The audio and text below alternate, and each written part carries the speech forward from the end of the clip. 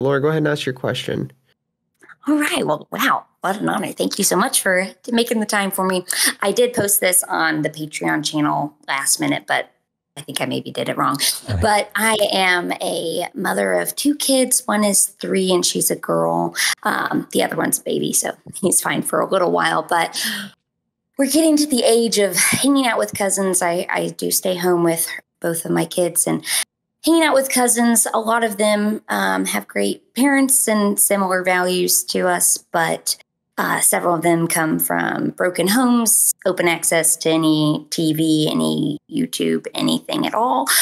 We've already had some significant issues of cousins showing each other more than they should. And it's all cousin stuff. It's not even like extended friends that we can cut out relationships with to protect our kids. It's our own siblings and how they parent and our own parents.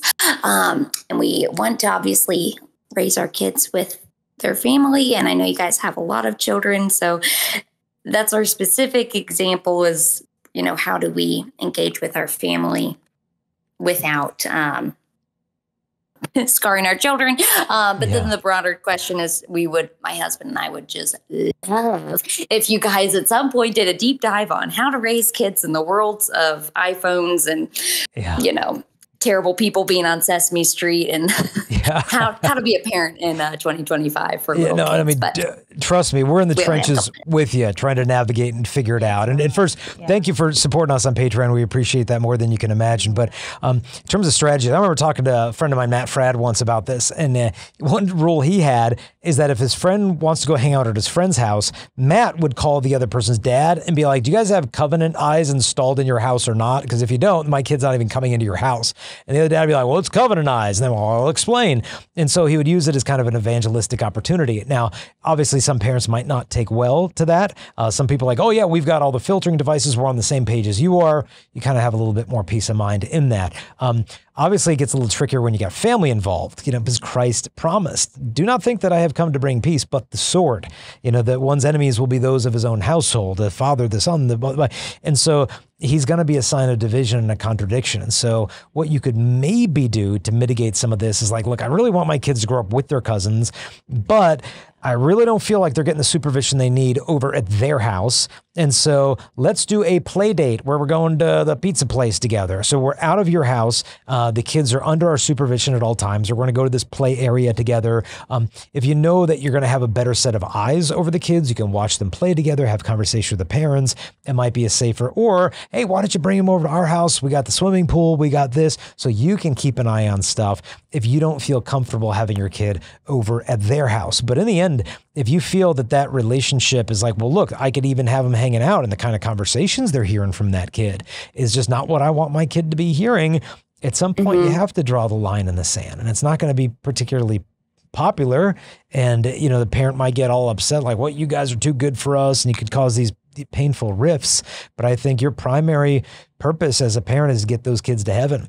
Come hell or high water, that is the number one priority. And if that means pulling back a little bit from bad influences outside of the family or in, sometimes it's a decision, unfortunately, you need to make. But I try to mitigate it in the first place by having play dates out, public places where you're with and you're seeing what's going on. Maybe play dates over at your place instead of theirs.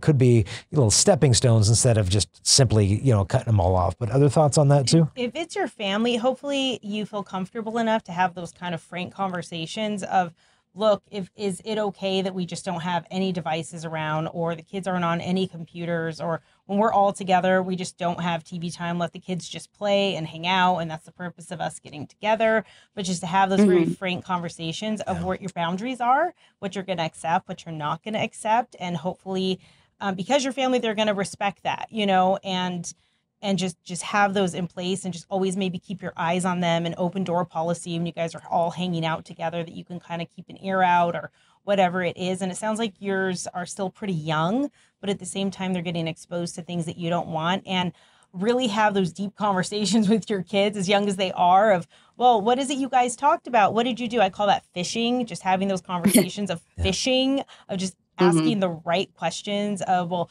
what'd you guys talk about? Did you see anything? Did anything seem just off to you? Or I don't know, just just talk to them, and a lot of times they'll just keep going and they'll just say things and let you know what happens. I know my kids always did, but just making sure you're just having those conversations. If there ever is something off, your child does know it. And I remember one time, my little girl was hanging out with someone. She's like, Mom, it just seemed weird. I saw this commercial, and she just said, she goes, it was weird. That's all she said. And I said, oh, well, tell me about it. And we got into the conversation. Then I was able to kind of put that fire out.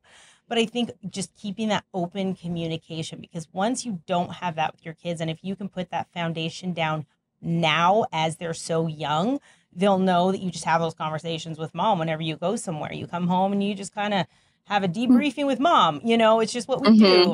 That's what I do with my parents. So I think that's something just to enforce now. But if you could have those frank conversations with those family members and let them know kind of boundaries and where they're at, what you're tolerating when you're around them, and hopefully they'll respect that. Yeah, I think that's so important. Is just give them the ability and the opportunity to respect your boundaries. Instead of just going cold turkey, cut you off, we're better than you are, is how it may come off to them. You just kind of explain, hey, these are really important to us. We love you guys. We want our kids to grow up together, but it's really important for me, X, Y, Z. Can we be on the same page as that? Like having a frank conversation up front can remove the possibility of so much bitterness down the road of like, well, you didn't respect my boundaries. I don't know. You're blah, blah. So yeah, have that hard conversation up front, and I think that'll pay some good dividends. Thank you guys so much. This is so helpful. And I'd happily take any prayers for these upcoming conversations. And if you guys ever want to do a whole series on how to be a parent these days, we'll let you know. Yeah, we're the pros. Teenager, and it works great. So we will think about that after we get out of the trenches of this war we're in right now. Kids. So we're all in it together though. And nobody's perfect. You're not going to be a perfect mom. Nobody is a perfect mom.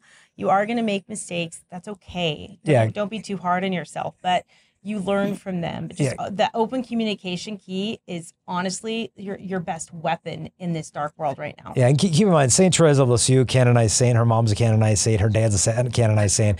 Her sister got kicked out of Catholic boarding school 3 times for behavioral problems.